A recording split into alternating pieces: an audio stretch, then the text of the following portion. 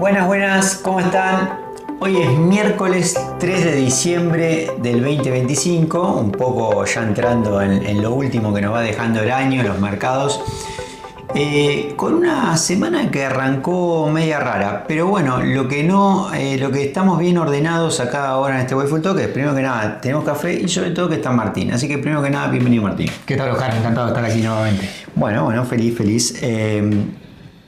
Esta semana fue una semana rara porque justamente el lunes cuando nos despertamos acá en Occidente veíamos que los mercados en Asia estaban a la baja, sobre todo vimos como activos que son un poco más sensibles como el Bitcoin cayendo casi 10% y nos preguntábamos un poco qué había pasado del viernes para el lunes, ¿no es cierto?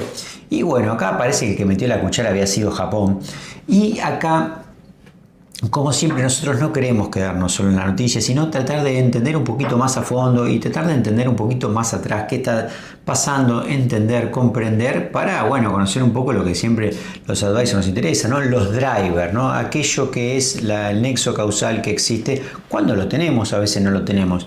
En este caso tenía que ver un poco con la deuda japonesa. Así que lo que quería era un poco conversar con vos, Martín. ¿Cómo estás viendo el tema? ¿Por qué? Porque se trató de algo que parecía que tenía que ver con liquidez, fue una falta de liquidez global, pero que se había originado con un tema de deuda en Japón. Sí, te diría que lo exacerbó todo el tema japonés. No es nada que el mercado no estuviera viendo. Lo que sucede es que en este tipo de eventos no es algo que sucede de un día para el otro, sino que lo vas viendo a lo largo del tiempo.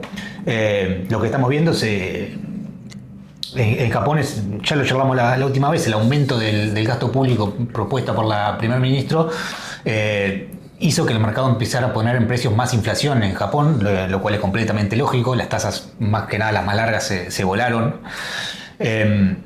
Y entonces lo que sucede es que Japón históricamente, desde que su burbuja reventó a principios de los 90, ellos tienen tasa de interés artificialmente baja. Y lo importante es que no es solamente la tasa como el resto del mundo que tiene artificialmente manoseadas, tocadas las tasas cortas, sino que Japón creo que es el único país del mundo que tiene control sobre toda la curva. Toda la curva completa. Es decir, claro, porque vos lo que marcás es, en Estados Unidos, nosotros vemos cuando hablamos de la tasa de Powell y demás, estamos hablando de la tasa de corto, ¿no? de los bills, de las tasas más cortitas. La tasa de 10 años y la de 30 años flotan. Son tasas de mercado. Son tasas de mercado. En el caso de Japón me dice que de punta a punta, de acá a 30 años, todo toqueteado. Sí, de hecho, si vos ves las curvas de deuda, vos ves hoy en día, ya sea en Estados Unidos o en Europa, ves una deformidad, ves como que se mueve así, y la curva japonesa está perfectamente así, inclinada. Esto sí. Lo hace el Banco Central de Japón mediante un programa que se llama Yield Curve Control. Básicamente lo que hace es comprar bonos para que la curva termine teniendo la forma que ellos quieren. Y esto tiene como consecuencia que el mundo le ha tomado el tiempo a Japón y lo usó durante, ya son creo 30 años más o menos, desde fines de los 90, lo usa para financiarse barato, porque te están dando una tasa de interés artificialmente baja. Entonces lo que hace el mundo es ir a buscar yenes a Japón, los pide prestado a una tasa ridículamente baja, los cambia. Por abajo del 2%. Sí, depende el periodo temporal que tomes, incluso está muy por debajo del 1% también. Y usa esto para financiarse, para apalancarse y comprar otro tipo de activos, ya sea Bitcoin o mercado de capitales o bonos o lo que sea.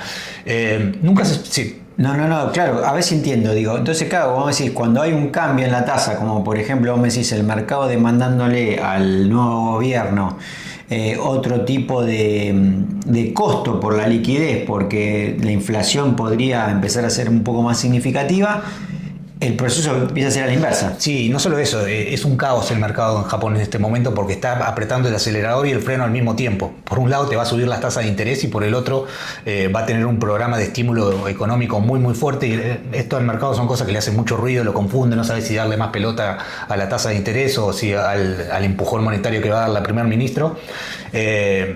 Y por ejemplo lo que empieza a suceder es que como resulta muy caro protegerte ante la volatilidad de la moneda cuando haces estos trades, si vos te protegés ante volatilidad del yen, prácticamente pierde todo el chiste el financiamiento porque terminás teniendo una misma tasa que que Estados Unidos. Claro, eso, el protegerse contra una variación, en este caso que sería la baja del yen en fortaleza del dólar, es tan caro como ir a tomar dinero a Estados Unidos. Exactamente, se neutraliza. Pero ¿qué pasa? Como el yen es una moneda que es tan pero tan estable, es una moneda que siempre en tiempos de crisis, cuando ves que se sacude el S&P 500 o se sacuden los mercados a nivel global, vos ves una fortaleza del yen porque los inversores van a protegerse del yen. Cuando ven que todo tiembla, vamos y compramos yen. Todo esto porque históricamente fue una moneda muy pero muy estable, con pocas variaciones, entonces tenías por un lado que podías ir a buscar financiamiento muy barato contra yen y por el otro que el yen no se movía. Entonces te cerraba por todos lados. Y hoy esto se está perdiendo. El yen se está devaluando muy fuerte y al estar subiendo las tasas de interés ya no te está resultando tan conveniente ir a apalancarte a Japón. Claro, yo digo un poco para dimensionar esto, ¿no? Y ver el ejemplo que nos propone Martín. Digo, va una persona, toma dinero en yenes, este dinero lo paga muy barato, lo convierte a dólar, con dólar lo hace otro tipo de inversión. Entonces dice, bueno, ante un pequeño cambio, porque estos cambios son muy, muy pocos, significativos en términos relativos, pero en términos absolutos, pero no relativos. Porque claro, lo que pasa es que los que están haciendo las operaciones no son el común de mercado, digo, la Doña Rosa. Son instituciones financieras muy profesionales que lo hacen con muchísimo dinero. Sí, no hay un estimado, hay estimados, pero no se sabe cuál es el número exacto de este trade. Se estima que es entre 1 y 10 trillones de dólares, que serían, no sé, 20 veces el PBI de Argentina, más o menos. Claro, cuando hay una pequeña, o sea, tienen que ir a desarmar por la plata que se pierde en todo esto, puede ser. Sí, tenés que hacer la contraria a la que hiciste, y esto significa que vuelve mucho capital a Japón, el yen se fortalece, y te empieza a generar este tipo de problemas. Vos te tenés que desapalancar en los activos que te apalancaste, los bitcoins que compraste o el S&P que compraste. Claro, por esto podemos encontrar algún tipo de aplicación de que por eso caía tanto el mercado el lunes, sobre todo el mercado de bitcoin, de criptoactivos. Es la fuente, como te dije, la fuente por excelencia para buscar apalancamiento en el mundo. Siempre fue muy muy barato Japón y eso se está terminando. Ahora también esto hace que los activos japoneses cobren valor porque es dinero que está volviendo a Japón. Están máximos el mercado japonés, por más que parezca increíble. Hoy a la mañana, de hecho, cuando veíamos el repaso de los mercados, hacia mixto, China cayendo, pero Japón subiendo, ¿no? Un poco en este coletazo que está hablando Martín del lunes. Sí, es retorno de capital hacia Japón. Esto fue, digamos, uno de los puntos que tenemos en la semana marcando, pero también la agenda se la estuvo marcando Trump. Bueno, sí, es muy común que lo haga. Digo, pero concretamente, ¿con quién estaría siendo aquel sucesor de Powell? Nosotros venimos siguiendo el tema de la Fed. Ustedes saben que siempre lo ponemos sobre la mesa. No es el común denominador de los medios informativos. Lo que tratamos de poner es a la Fed porque creemos que la Fed es uno de los principales actores, si no el principal actor de todos los mercados a nivel global. Y venimos haciendo este seguimiento y venimos contando que Powell se le termina el mandato.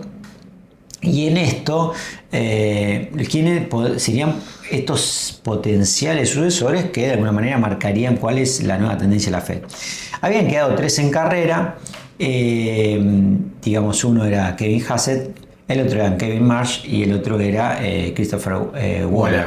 Que Waller era de alguna manera aquel que podría continuar alguna suerte el legado, pero estuvimos viendo en Polymarket, algo que le gusta ver mucho a Martín, que ya por encima del 75% daba que Kevin Hassett podría ser el sucesor.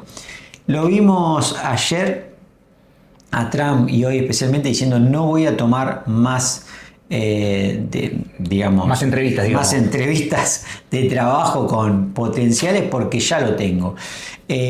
Si en este caso fuera Hassett, podríamos empezar a imaginarnos una Fed que trabaje conjuntamente con el Tesoro, algo que medio es una rareza para Estados Unidos. Sí, algo muy tercermundista que los bancos centrales trabajen en concordancia con el Tesoro, pero parece que es hacia donde vamos. Mucho cuidado igual porque una vez que los tipos entran a la Reserva Federal la cosa cambia. A Powell también lo puso Trump en su momento con Totalmente. La misma esperanza con la cual la va a poner a Hassett. Y de buenas a primeras le subió la tasa. Sí. Allá por febrero del 2018. No solo le subió la tasa, sino que le comenzó un proceso de tightening terrible que en un momento le partió el mercado de capitales a la mitad y a partir de ese momento siempre lo quiso agarrar el cogote, digamos. No llegó al punto, pero es verdad, claro, en febrero de allá por el 2018, en medio de una guerra comercial con China, vimos un fuerte retroceso en los mercados, mucha volatilidad. Pero bueno, si tomamos esto que vos decís así a face value, digamos, sí, deberíamos ver una Fed mucho más independiente y una época, unos 4 u 8 años de dinero fácil en el mundo nuevamente.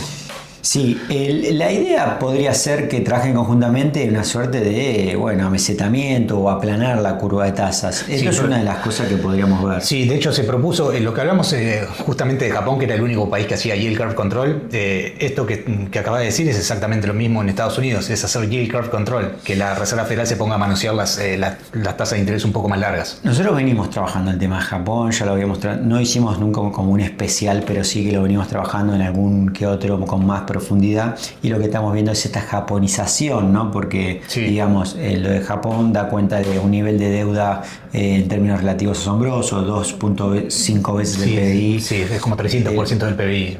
Es lo que ganan los japoneses al año, bueno, casi 3 veces. Es este tipo de desmanejo ya de deuda, y lo que lo estamos viendo tanto en Estados Unidos y en algunos casos la famosa dominancia fiscal, cuando tu país está tan pero tan endeudado como el caso de Japón o en el caso de Estados Unidos en menor medida, lo que sucede es que Estados Unidos en términos absolutos es tan grande el país que el nivel de deuda vos lo ves y te asusta, creo que están 40 trillones de dólares ahora. Entonces lo que empieza a suceder es que se empieza a ver dominancia fiscal. Como tu país está pagando tanto en intereses por esa deuda, está la tentación de bajar las tasas de interés forzadamente, y en un momento que tal vez la economía no te lo demanda, simplemente para pagar menos intereses por tu deuda. Claro, con el correlato de que la inflación se podría ir de los objetivos de la Fed, ¿no es cierto? Sí, pero tal vez sea algo buscado, porque es una buena forma de licuar la deuda. De licuar deuda, claramente.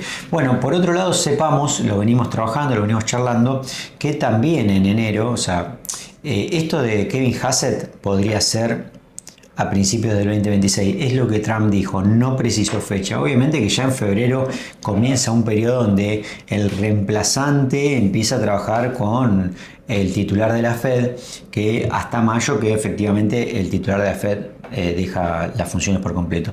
En ese cambio vamos a tener 4 gobernadores que cambian, ¿no? Recordemos, ya lo charlamos mejor, son 12 los gobernadores que votan. De esos 12 hay 8 que están siempre fijos, 7 de Washington, 1 es el gobernador de la Fed de New York, y los otros 4 van cambiando. De esos 4 que cambian, posiblemente entra un 4 no tan dovish, sino más bien hawkish, es decir, aquellos que son más protectores, más monetarista, más fiscalista, más monetarista. Entonces, atención con esto, ¿por qué? Porque el contexto que nos está marcando hoy la Fed, la política monetaria norteamericana, es que estamos viendo como bandos dentro de la Fed y no una Fed unificada. Y aun cuando esté Hassett y aun cuando trabaje de alguna manera en tándem con el secretario del Tesoro, hay que ver si puede conseguir esas mayorías dentro. ¿Por qué? Porque no es aquel que toma la decisión, sino es un primus inter pares, ¿no? Que de alguna manera va manejando todas esas yo lo situaciones. Yo lo prefiero así, prefiero que no sea un bloque la Reserva Federal adentro y que haya distintas opiniones y discusiones. Habiendo tocado el tema de Japón, el tema de la Fed, que son dos cosas que me parece que están marcando un poco el tren del mercado, me ocurría llamar el tema de que hoy por fin tuvimos otro dato de empleo, el ADP. Vamos a poner un poquito acá, porque ustedes lo saben de memoria, pero como para repasar, nosotros tenemos como dos grandes datos de empleo. Están el NFP, que es el que hace el Buró de Estadísticas de Estados Unidos, que sale el primer viernes de cada mes. Tendría que salir el próximo viernes, ¿ok? 2 días antes sale el ADP, que es un trabajo similar, pero que lo hace una agencia privada. Siempre en esta oficina hubo una guerra sin cuartel de que el ADP no, que el ADP sí. No empezamos a amigar con el ADP porque lo que decía Martín la otra vez es, bueno, me parece un dato que puede incluir el empleo no registrado, sí, a diferencia de lo que hace el Buró de Estadística. Sí, como siempre en mi vida pegué una vuelta. En este caso de 180 grados. Todo el tiempo. Bueno, en este que sí, bueno. Es así, solo los necios no cambian. Muy buenos. La metodología de ADP me parece mucho más sólida. Me parece mucho mejor a la hora de capturar los números de empleo. Así que sí, le estoy tomando mucho más en cuenta que antes. Te dio una pérdida de empleos en este caso. En este caso, pérdida de empleo. Claro, porque acuérdense que nosotros tenemos como el estimado, ¿no es cierto? Es aquello con lo que vamos a comparar el dato. El estimado, poco siempre discutido acá, sí, es una suerte de estudio que hacen los analistas. Le preguntan a 20 tipos a ver cómo la ves y los tipos hacen así, ven el viento. Y van arrimando un número. Claro, sí. El mes pasado había sido más 42.000 la creación de empleos. La expectativa de que ahora sea más 40.000. Acuérdense que no tenemos otro dato de empleo oficial. Esto es todo lo que tenemos. Y estos son los datos que salen en diciembre de los datos de noviembre. Y nos dieron pérdida de 35.000 empleos perdidos. Sí. Lo peor de todo, si querés, te señalo, es en qué sector en qué tamaño de las empresas fue el que se perdió el empleo. Súper interesante. En las empresas de entre 0 y 20 empleados fue donde más se perdieron puestos de trabajo. Ahí se perdieron 120.000 puestos de trabajo. Tremendo. En las empresas más grandes, las Gigacap, te sumaron y fue lo que te llevó a compensar para que no tuvieras un número peor. Pero vos ves ahí que las mini empresas, los kioscos, las verdulerías, digamos, por hacer una comparación acá, es eso lo que está perdiendo. Se le ha dado un nombre incluso a este fenómeno, que es la economía en forma de K. Una cosa para arriba y otra para abajo. Mirá vos. Bueno, un poco contraintuitivo, porque uno que se imagina es que con la inteligencia artificial, ahora lo vamos a tocar el tema, las grandes empresas irían bajando costos. ¿Por qué? Porque serían los primeros que pudieran aplicar esa inteligencia y poder sacando los white collar jobs. Exactamente. ¿No? Los empleos de los empleos de oficina, sí. Así que en este caso, muy llamativo, porque estos son empleos genuinos, digamos. Exactamente, el motor real. El 95% del empleo americano y en todo el mundo está generado por estas empresas de entre 10 y 20 puestos de entre 10 y 20 empleados. Esto que mencionamos y en relación a la inteligencia artificial está teniendo, digamos, también un tono, unas idas y vueltas, y sobre todo lo venimos trabajando acá, el hecho del gasto que significa la inversión en CAPEX, en hardware, en servidores, en lo que son los fierros. Esto, según lo venimos viendo, porque cuando salieron los reportes de las empresas, sobre todo las hiperscalers, ¿no? las Meta del mundo, Google, Meta, Amazon, ¿no? Ahí lo vimos, este fenómeno que ya no alcanzaba con el free cash flow, es decir, con la plata que ganaban, sino que ya empezaban a endeudarse y en algunos casos endeudarse fuertemente. Está haciendo un ruido. ¿Por qué? Porque a todo esto se había metido el bueno de Michael Burry, al cual le rendimos un mini homenaje en el anterior, ¿no es cierto? Y lo que decía Michael Burry, ustedes se acordarán de la película de Big Short, ese personaje interpretado por Christian Bale, lo que decía era un poco que había sobre todo un engaño también en cuánto nos iba a durar esa tecnología, porque no solamente era la cantidad de gasto que lleva, no sé si la vamos a recuperar. Ustedes me podrán decir, yo lo sé, ustedes van a decir, bueno, Uber estuvo 10 años para ganar plata, lo propio Netflix. Bueno, ok, sí, pero acá estamos hablando de que encima esos fierros que se van comprando ahora parece que no durarían los 6 años que estiman, sino mucho menos. Unos 3, tal vez. Porque el desgaste es mayor. Sí. Entonces, en todo eso estamos viendo unos ruidos fenomenales y bueno, nos desayunamos estos días también con más ruido. ¿Cómo estás viendo las últimas novedades al respecto? Sobre todo, bueno, el cable que salió hoy, vos posteaste para la firma acerca de que ChatGPT está teniendo unos serios problemas para dar servicio. Si lo estuvieron usando en estos días habrán notado que les funciona pésimo. Yo no lo puedo utilizar para nada directamente. Están trabajando ahora, Sam Altman, el CEO de OpenAI, dijo que están trabajando intensamente para arreglar todo esto, que es realmente problemático, anda muy pero muy mal. Y una cosa es cuando vos tenías el mercado cautivo, cuando eras el único modelo de estos, y hoy en día ya tenés competencia por todos lados. Yo estoy a 1 centímetro de pasarme Gemini. Yo estoy a unos minutos. Sí, es eso lo que está pasando, está funcionando pésimo. Y primero que nada, ya lo he dicho otra vez, esto no es lo que me prometieron. A mí me prometieron crecimiento exponencial durante años y años, y esto parece que se está moviendo al revés. Nosotros acá lo usamos un montón en el trabajo y la sensación que nos daba era, bueno, che, ¿a vos te está pasando? Sí, a mí me está pasando, digamos, sobre todo porque nosotros hacemos trabajo que cada vez vamos complejizando más y, bueno, iterando de una forma más compleja. Yo creo que una de las cosas que puede estar pasando es que la compañía está intentando abaratar costos. Es una compañía que pierde plata por todos lados. Cada vez que vos le preguntás, le decís, hola, ¿cómo estás?, la compañía pierde no sé qué cantidad de dólares. Entonces tal vez estén intentando optimizar un poco el tema de gastos y es ahí donde parece que le empieza a crujir todo un poco. Esto se está... No. Sí, y Google no tiene ese problema porque Google es una empresa hiper rentable por otros lados y puede ir a pérdida con esa unidad de negocios infinitamente. Esto es bueno, y de hecho Google, la suscripción de Google es mucho más barata que la de... Sí, completamente subsidiada, pero sí. Siempre esto no es recomendación de compra ni recomendación de venta, consulten a su profesional, pero bueno, a tener en cuenta, muy interesante todo lo que estamos viendo y bueno, de alguna manera ya no es el crujimiento desde lo financiero, también ahora en los servicios.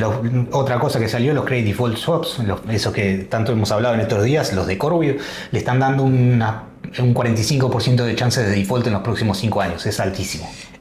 Nosotros lo habíamos visto con los de CoreWeave, con los de Oracle, ¿no? Que lo hablamos en un par de Waveform Talk atrás, pueden ir a ver y explicamos un poco qué son los credit default swaps para tener en cuenta. Es como una medida digamos, de precio que se le empieza a poner a la deuda en base a la posibilidad de que esa deuda sea pagada. Sí, ¿cierto? y mediante un cálculo matemático relativamente sencillo vos podés calcular las probabilidades de default. Bueno, para correr un poquito de esto y meternos en otro tema que es la energía, ¿no? Que lo estamos viendo tanto en la guerra de Ucrania, de Ucrania y Rusia, que la vemos encrudecida, pero también lo estamos viendo el fenómeno en Venezuela, que bueno, el fin de semana, creo que el viernes mismo, estábamos viendo fotos en donde estaban todos los vuelos y estaba Venezuela en el medio y todos los vuelos hacían así. Sí, ¿Qué novedades tenemos? Porque estamos hablando hasta de un aterrizaje, o sea, de que Estados Unidos se meta de forma terrestre. Sí, primero que nada el poder del presidente americano que te cierra el espacio aéreo con un tuit, porque no hubo una orden oficial ni nada, te cerró el espacio aéreo entero con un tuit. Sin un decreto. Sin un decreto de nada. De su propia red social. De su propia red social, ni siquiera lo hizo en Twitter, lo hizo en su propia red social. Y te cerró el espacio aéreo en 5 minutos, ya no volaba un avión sobre Venezuela.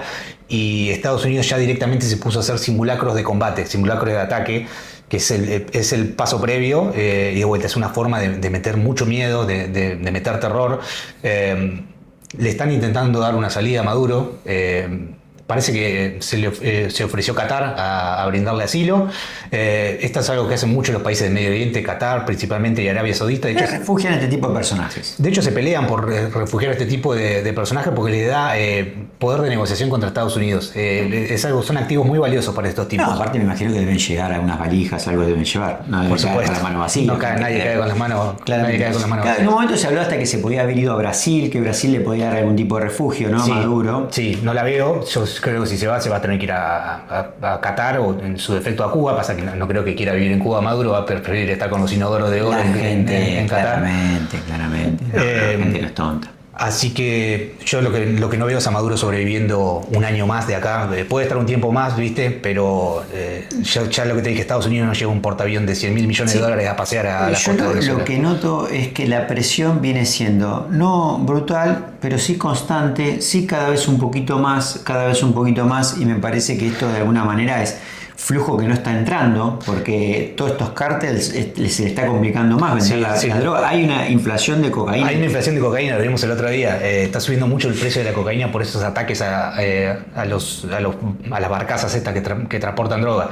Y Estados Unidos, esto es muy americano, la doctrina de guerra americana es presionar y meter miedo, pero miedo de verdad. Por ejemplo, antes de entrar acá estaba viendo que Estados Unidos estaba mandando 2 bombarderos B-52, son los aviones más grandes que tiene Estados Unidos, es algo que es completamente proporcionado.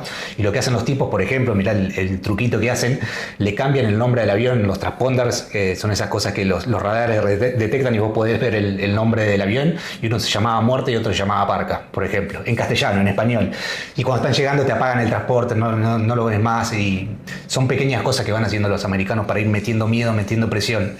Y no es la primera vez que lo hacen, siempre que tienen algo así, en Irán, en Irak, siempre es muy parecida la doctrina de guerra. Este es un tema para seguir, no porque digamos a la lógica de los talks sea interesante el tema político, sino porque obviamente está la energía atrás de todo esto y ver si esto pueden significar más barriles, porque como habíamos visto acá, el petróleo que se produce en Venezuela es un petróleo bien consumible para la industria americana. Está como anillo al dedo le va a la industria americana, está muy pegado a la zona del Esequibo, que es una zona muy petrolera enorme en Guyana, que está al lado. Guyana hoy en día es el Qatar sudamericano por la cantidad de petróleo que hay ahí, y eso lo están explotando exclusivamente petroleras americanas, así que... Y ahí hay que ver si no se han repartido también un poco el mundo entre Estados Unidos y Putin, porque de alguna manera yo no creo que esto esté haciendo Estados Unidos sin la veña de Putin por un lado, de alguna manera diciendo, bueno, mira, yo voy a estorbar menos en el Donbass, vos estorbarme menos acá. Sí, Rusia está con quilombitos un poquito más grandes como para ponerlos a defender a un dictador de un país bananero. Sí, además que le deben mucho dinero, no creo que se lo paguen, ¿cierto?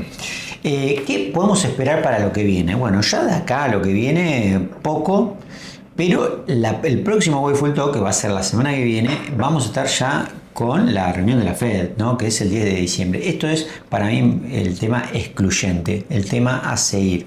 Así que de alguna manera, ¿qué le decíamos para lo que viene? Bueno, es lo que le decíamos siempre, lo mejor para las ruedas que quedan, y nos vemos la semana próxima. Muchas gracias por seguirnos y bueno, no está de más siempre, ¿por qué no? Dejar un like y suscribirse al canal. Un gran abrazo.